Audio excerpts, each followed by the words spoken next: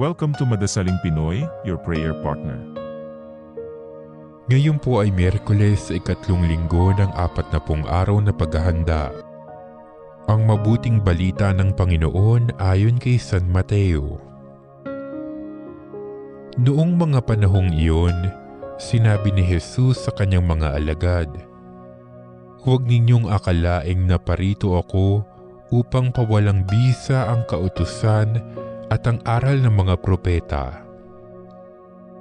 Naparito ako hindi upang pawalang bisa, kundi para ipaliwanag at ganapin ang mga iyon.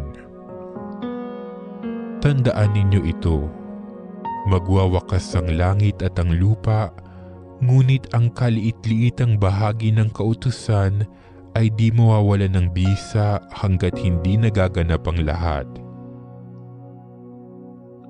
Kaya't sino mang magpawalang halaga kahit sa kaliit-liitang bahagi nito at magturo ng gayon sa mga tao ay ibibilang na pinakamababa sa kaharian ng Diyos.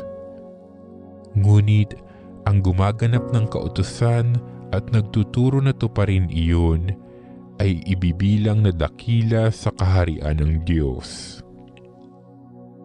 Ang mabuting balita ng Panginoon.